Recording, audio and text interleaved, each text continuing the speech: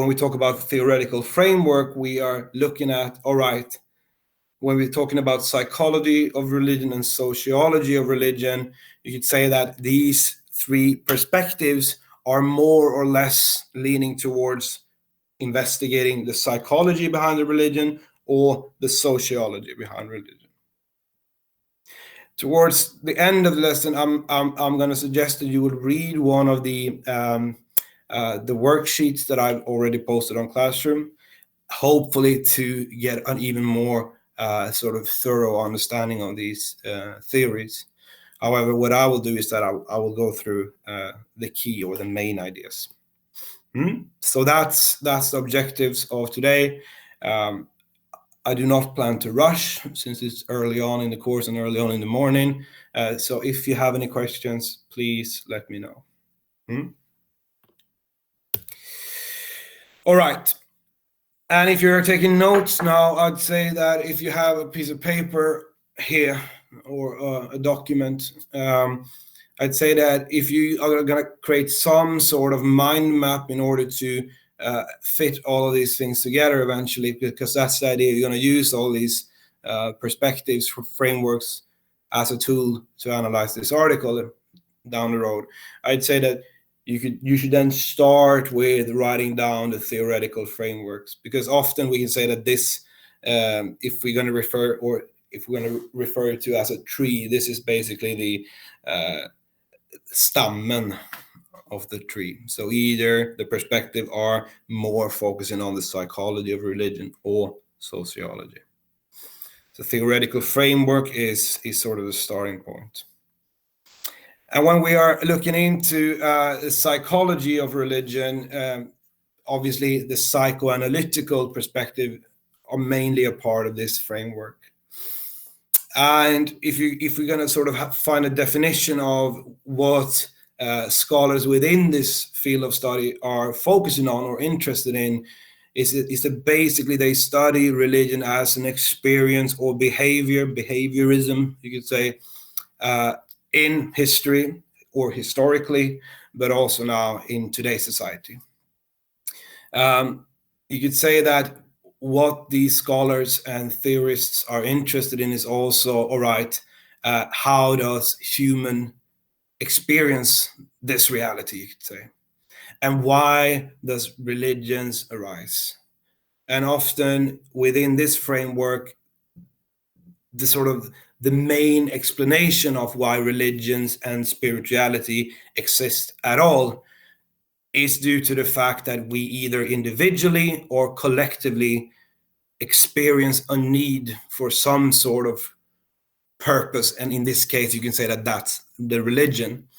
So the psychoanalytical perspective that we're going to work with in about 10 minutes, basically the key idea is that religions arise due to the fact that you are within your subconscious looking for some certain types of answers to questions, or potentially even the idea of you want to be a part of something meaningful, and you are looking for this within yourself. Obviously, those of you who study psychology and philosophy, often Sigmund Freud is mentioned here. We're going to address Freud's ideas as well, but we are also going to focus on two other theorists within the field. You could say that Freud has become some sort of poster boy for this sort of psychology of religion or the psychoanalytic perspective. However, the other two are also quite interesting in order to sort of have a more nuanced way of looking at this field. But Freud actually, well, what he meant, and this goes in line with everything else, I'd say that Freud was always sort of referring to this idea of that small boys always look up to their mothers and vice versa. Obviously, then girls are looking in this ever lost father figure. But Freud basically says that religion is something that we have just created, either collectively or individually. as something to fulfill this need of, in his perspective, this ever lost father or ever lost mother. So Freud had a very sort of negative way of looking at the origins of religion, and also the purpose of religion, you could say. He was basically looking at, if we're going to use one term, you could say that Freud was basically thinking of religion as basically just superstition, something childish, doesn't really have a positive purpose. The other theoretical framework that we're going to look into is what we define as sociology of religion. And sometimes you could say that these two perspectives share some opinions, or you could say that the research done within these fields come to some sort of shared conclusion. However, why are we defining them as different frameworks? Well, you could define this as, okay, what's the purpose of the research? So in the psychology, the purpose is more to see, all right, can we identify different aspects as, or trace it back to this idea of us having dreams, neurotic experiences, comes from within ourselves. In the sociology of religion, obviously,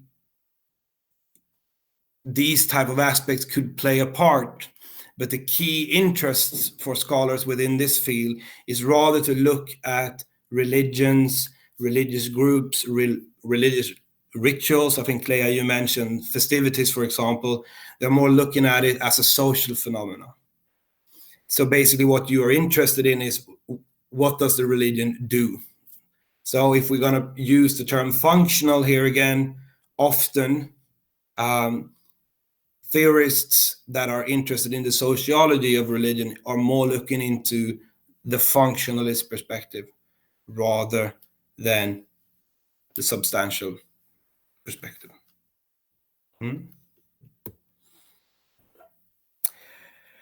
And when I say that many researchers in this field are focusing on the function, a quite common way of looking at why religions exist within this field is actually, or the key answer to this is basically that, well, the main function of the religion is to keep the social group together. So basically you could say that without the group, there ain't no religion.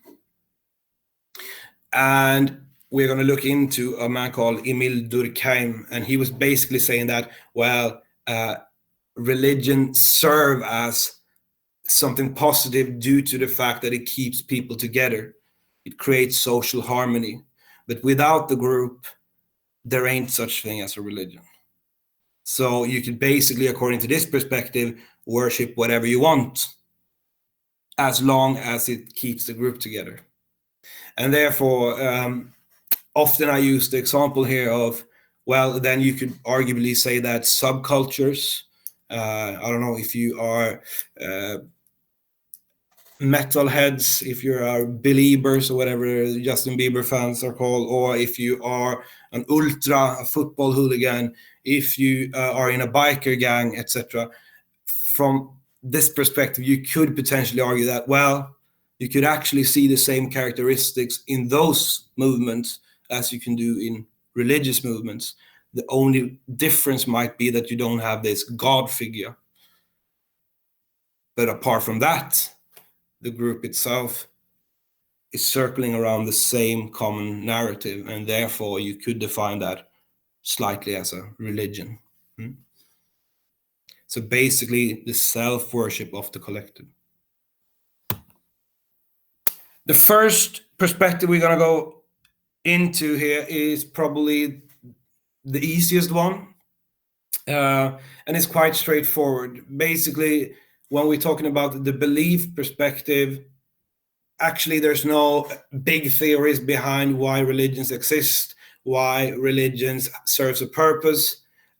According to the belief perspective, you could really just say that, well, religions exist because God exists.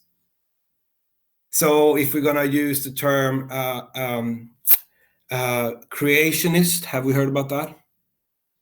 that you believe basically everything that your Holy Yes. Scripture says, right? Yep. Everyone, are we familiar with that? Yep. Yes. So we could say that if we're going to sort of narrow it down, we could say that the belief perspective is, in that sense, quite straightforward. Religions exist because God exists. Simple as that.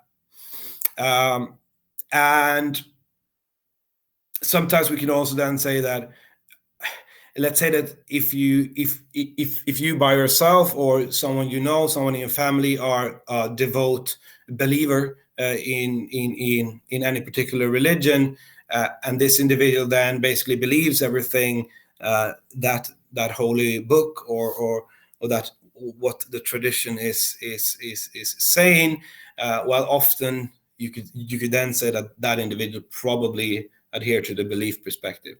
You don't really have to have any long explanations on why religions actually exist. They could be good, they could be bad, but they exist because God or an ultimate reality really do exist. And then if you then ask that individual, yeah, but how can you explain this and how can you explain that? Often the answer would then be, well, I don't know. It's up to God, basically. God knows. With the belief perspective, again, quite straightforward, simple as that. You believe because God exists.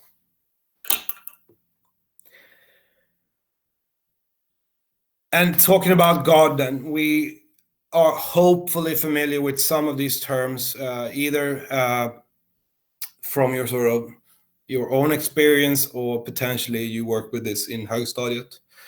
When we're looking into the different religions that we will study eventually, the word religions, often we are faced with these expressions, and basically this is different views on what God is. Then, so in hand with the belief perspective, you could adhere to the belief perspective, but you don't have to have the same religion. So basically, let's say that you believe in pagan religions, that you believe in Norse mythology, for example. You would probably agree to the fact that, well, how does God then express him or herself? Well, probably from a polytheistic point of view, that you have many different types of gods. So you have Thor, Freya, Odin, etc. We're familiar with those. Loki. Monotheistic is the belief and worship of one single God. And when we talk about the Abrahamic religions, we talk about Judaism, Christianity, and Islam, it is this belief, actually even in their creeds, trosbekännelser, basically this is what's stated, there's only one God, etc. And that's the monotheistic view on God. Monistic and pantheistic are sort of similar. Often we look at God from this point of view when we talk about Hindu tradition. Maybe we are familiar with Brahman. Have we heard about that? Yes. Yes. Yes. So Brahman is a lot of things. We're going to go through that more in detail, but the idea is that God is everything. So basically, Brahman is the ultimate reality. And then under Brahman, we have a lot of what we call avatars. So basically, manifestations of Brahman. And these manifestations can then be different types of godlike figures. So in the Hindu tradition, there's always, you could say that it's a mix here. But normally we define Hindu worship from a pantheistic point of view. Agnostic, atheistic, non-theistic. Basically, when we talk about that, is that the atheist point of view is often the rejection of that a God or an ultimate reality exists. Basically, you could say that if you're an atheist, you probably believe that this, in general, might be just superstition, religions in general. What is the difference between non-theistic and atheist? Well, you could say that when we are analyzing, for example, Buddhism, the Buddhist tradition, sometimes you define Buddhism as a non-theistic religion. in a sense that the idea of gods and godlike figures are often described from either Abrahamic point of view, that you have this almighty figure, right? That you will then join if you behaved, so to speak. And when we talk about the Hindu tradition, there's gods are more manifestations of an ultimate reality, while in Buddhism you could say that it's more the worship and the way of life is more circling around a doctrine. You could say the Eightfold Path, etc. And nirvana, right? Yeah. So basically, when you define non-theistic religions, it could be that that you are part of a let's say that you are part of a movement or a religious tradition where you're more focusing on your own journey, so to speak, and that you are, for example, in Buddhism, the ultimate goal is to reach nirvana, right? Yeah. So there's not necessarily the idea of that you will become one with Brahman, or that you will sit next to the Christian God, etc., or that you will go to heaven. Oh, okay, yeah. So therefore, you tend to classify those type of religions as non-theistic, that you don't really believe in a God figure necessarily. All right. So the belief perspective believe that God exists in some shape, at least. Therefore, religions exist.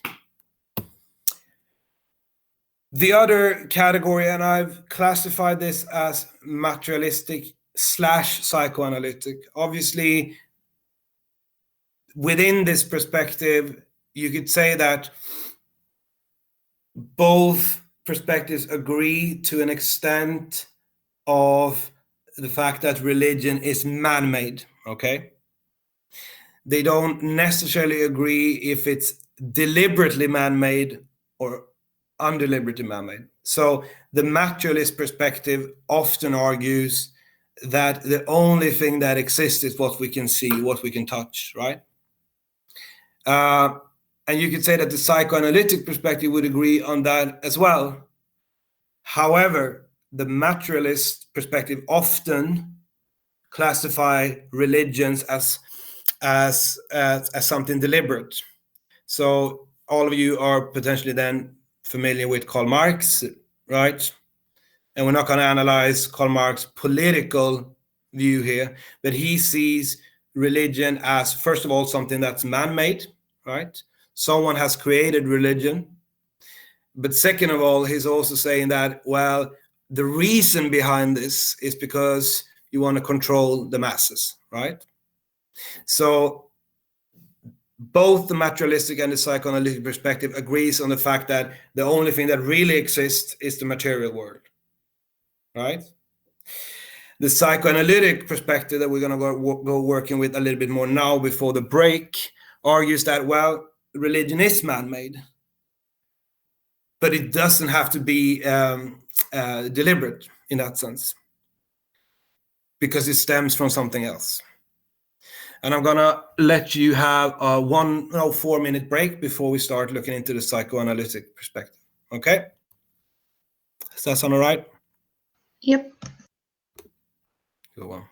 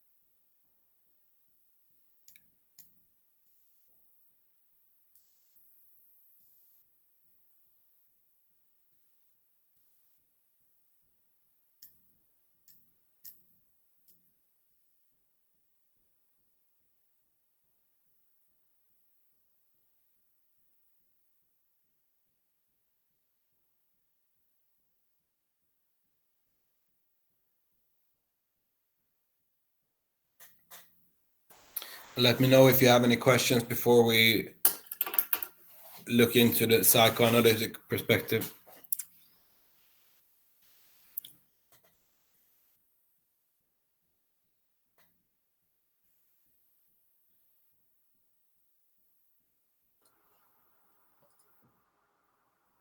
We looked at the psychology of religion earlier. Isn't that the psychoanalytical? Because we talked about Freud, right?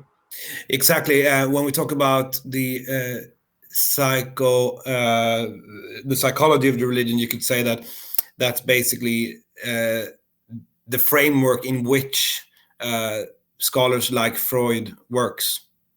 So you can say that what that field of study is interested in is to identify sort of the psychology behind why religions exist and what religions does to the psyche, basically.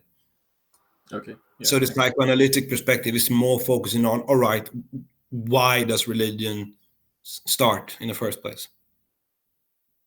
So basically you could say that when we are analyzing these perspectives now, the belief perspective, materialist, psychoanalytic, and functional, basically it's where does these different scholars focus their studies, you could say.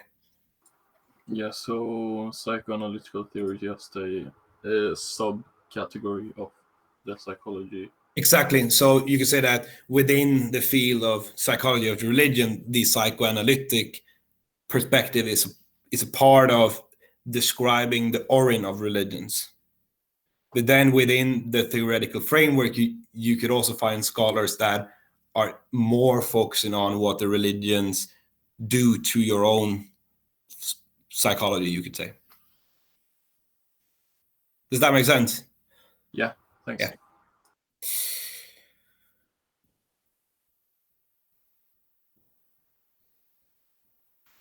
All right.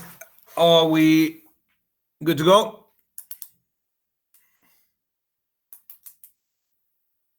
Everyone, are we ready?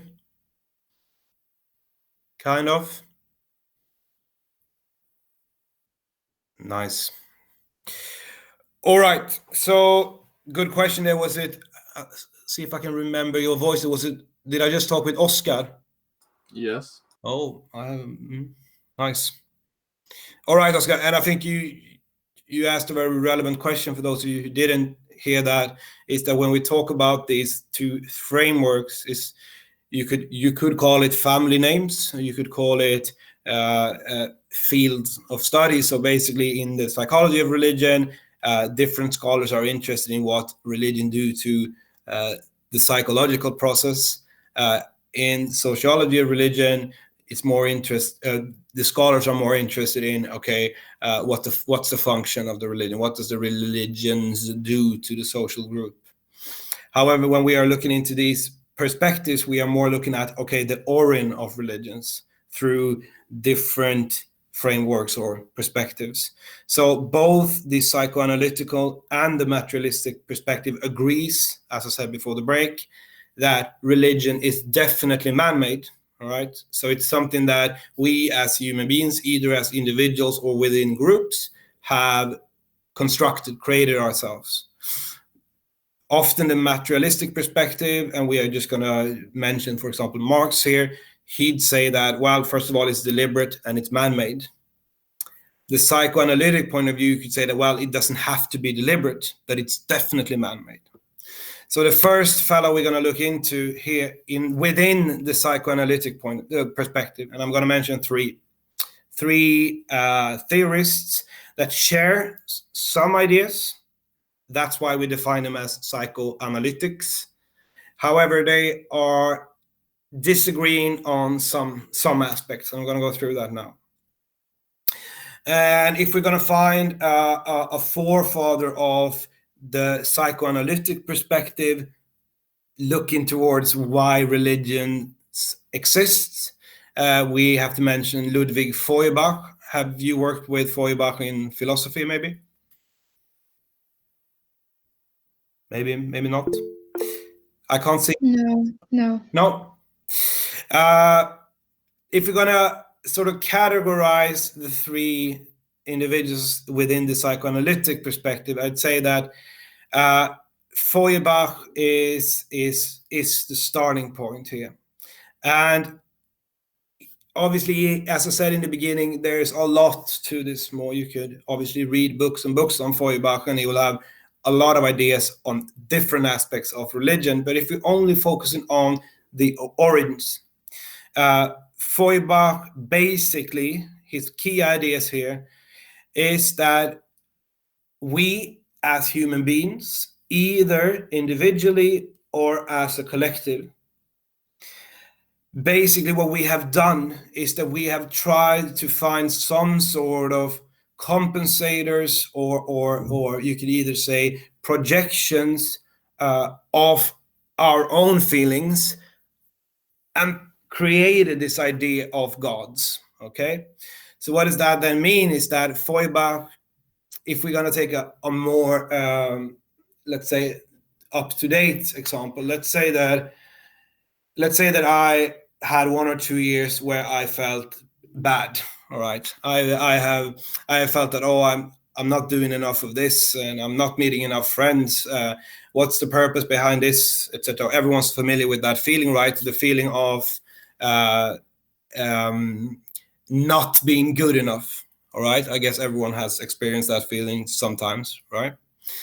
What we then do, according to Feuerbach, is that in order to find something that we can lean on, right? I'm gonna try to make it more visible, but the idea of Feuerbach is basically that if we search for something that we can't manage ourselves, we create something that will give us that relief. So let's say that you are sad, all right? Then you obviously want to be around someone who might be positive, okay? So you don't want to go, if you are super sad, you don't necessarily want to go lean on someone who is also sad, let's say. So the idea of Feuerbach is that we are basically constructing the ideas of gods and assigning these gods and traditions and rituals with something that we aim to do ourselves. So basically, if we can't deal with our surroundings, we need to create something that can. So Feuerbach basically meant that religion was created, or the ideas of gods, religions were created by ourselves, either individually or within groups, in order to seek a relief. So let's say in the early stages of humanity, let's say that you had a hard time with your harvest, etc. You pray to the god of rain, etc., because that would potentially give you some comfort. So Feuerbach basically argued that religion is man-made, and it could be useful due to the fact that if we can then create something that will give us relief, it could be positive. But he still argued that this is just something that we have created ourselves within our own subconscious, within our own mindset, so to speak. But there's not actually any real gods in that sense.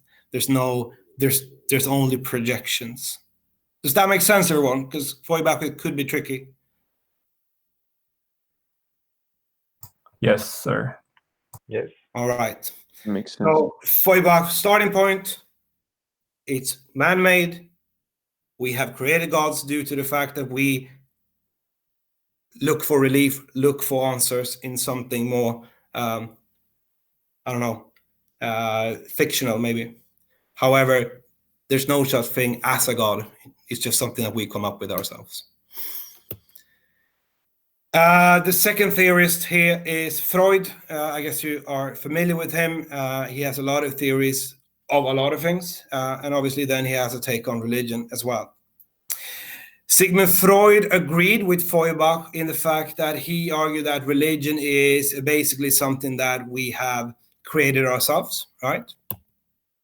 But he goes even further. He says that, well, not only is religion man-made and something that we have created ourselves, it's basically just a collective fantasy. So if Feuerbach was claiming to the fact that, all right, religion is just an illusion. This illusion could be positive, but at the same time, it's just an illusion. Freud went even further and said, well, this is basically just a collapse. It's a collective fantasy. So they agree on the Orin in the sense that it's an illusion. Feuerbach, slightly more positive in the sense that, well, if this illusion actually serves a purpose, fair enough. Freud, on the other hand, basically went so far that he said that basically this is just something, this is just a product of childish insecurities. This is just something that we have come up with due to the fact that we are weak. So if we're going to classify, and if you are taking note, I say that they agree on the Orin. Orin is man-made, Orin is an illusion. Feuerbach, whatever. Freud more, all right, come on. This is just childish. This is something that we have just come up with just because we're weak. Do we see the difference there between Freud and Feuerbach? Yes. Yes. Kind of. All right. And the last theorist that I'm going to mention here in the psychoanalytical perspective is Erich Fromm. And he also agreed with the fact that religion has been created by ourselves. It's man-made.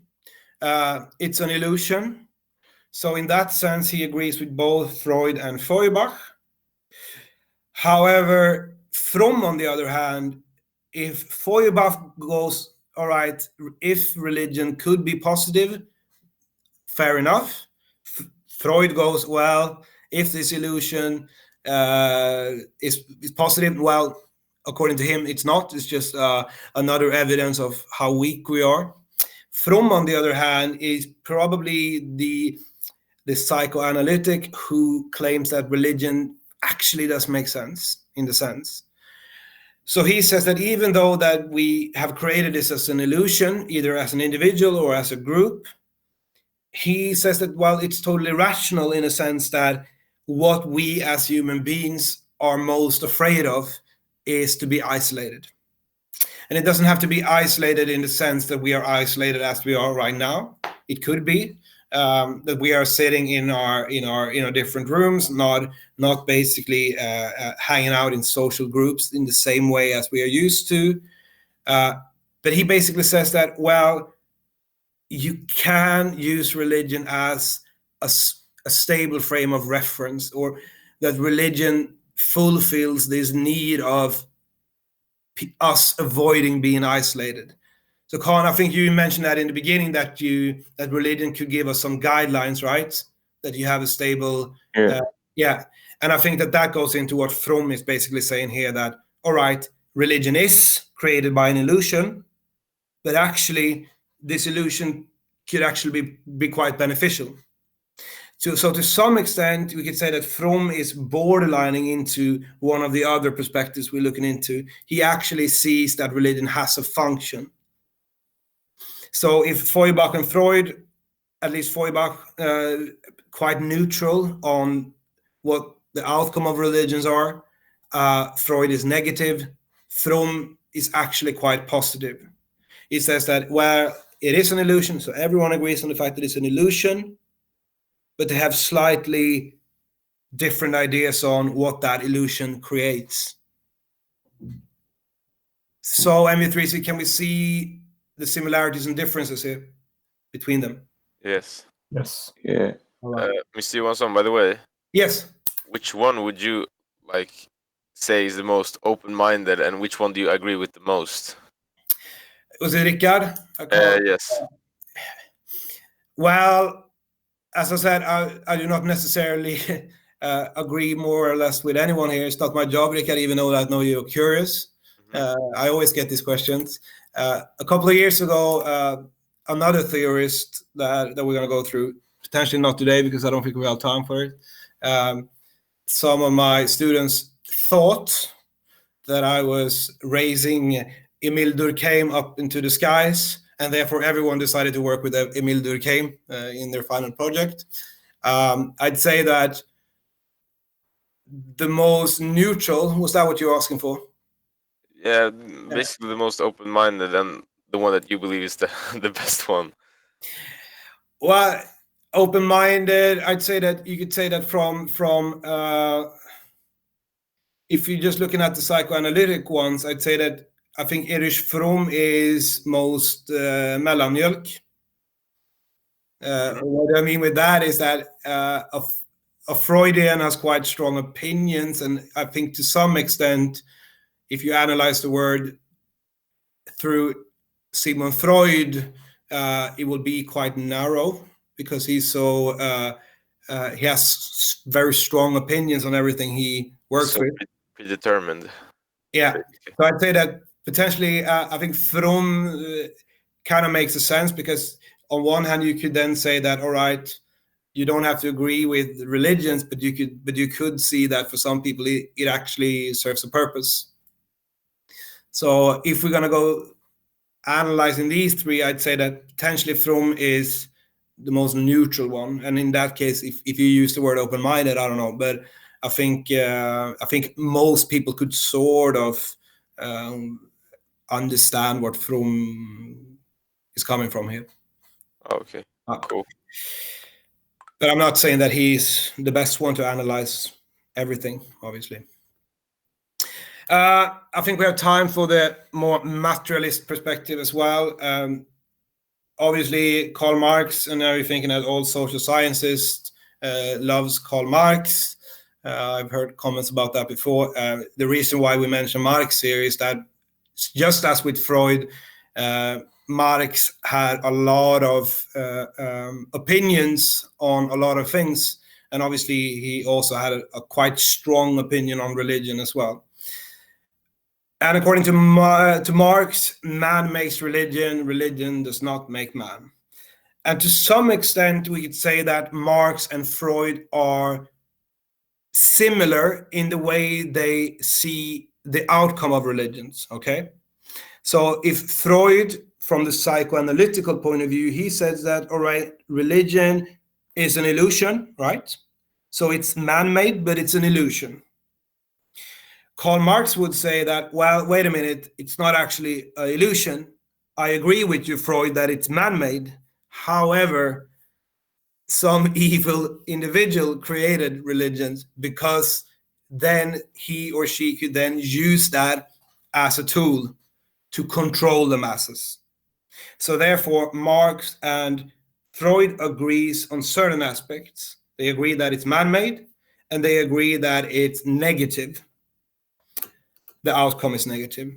So if we're going to simplify Marx's ideas on religion, and now we're obviously not talking about his idea of planned economy, etc., but obviously it goes hand in hand with his bigger ideas of the oppression from the bourgeoisie, etc. So Karl Marx believed that religion was created by humanity, so it's man-made, for two main purposes. First of all, that religious beliefs represents the unfulfilled longings of oppressed people for a better life. And second of all, religion is created by those in authority to maintain their power and manipulate.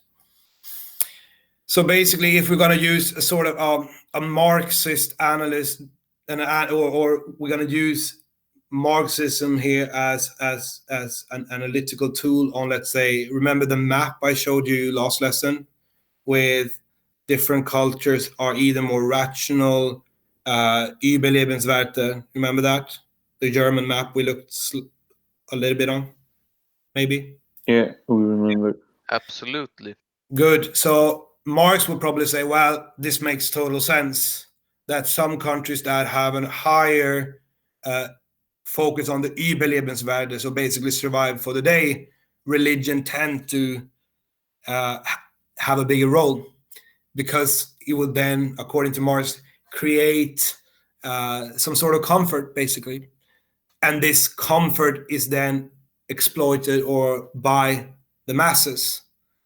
So you can control impoverished people by using religion as a tool to manipulate. Okay. So in this sense, you could also say that Marx is quite similar to Fromm. However, if Fromm sees religion as potentially something positive because we want to have a sense of purpose, Marx would then go and say, well, that's just a scheme. So basically, why we're looking for comfort is just because we have a hard time in our lives. And some people will then manipulate that and use that against you. So the materialist belief here is that religion is created by humanity, and the outcome and the purpose is negative, according to Marx. So as we can see now with these four theories, even though that we categorize the first three of them as psychoanalytic and we classify Marx as materialistic, is due to the fact that they have different ideas of the origin. All right. So all of them agrees that religion is man-made. The first three argues that it's man-made, but it's an illusion, so it's not deliberately man-made. Marx, on the other hand, says that, well, it's man-made, but it's definitely deliberate. Erich Fromm would say that, well, even though it's an illusion, it might have a positive outcome, so the purpose could be good. Freud and Marx definitely looking at the purpose as negative. Freud just because he thinks it's just childish, so why couldn't it be positive then? And Marx thinks that, well, the purpose is actually to control. Feuerbach, neutral on the purpose side. So if you're taking notes now, think about origin, purpose, similarities, differences. The belief perspective, though, is quite straightforward, saying that, well, religion is created and religion exists due to the fact that God exists. So what I'm going to do now, I know that we have the last perspective, which is called functionalism. We're going to look at that on next week. We have another 12 minutes. So what I will do is that those of you who have questions relating to what we have worked with today, please remain behind. For the rest of you, enjoy your last day of school for this week, and I see you next week. Yes. So I will remain if anyone have any questions relating to this. Otherwise, you're free to leave, but I will be here for another couple minutes. Bye bye. Have a nice day, a nice weekend. Bye.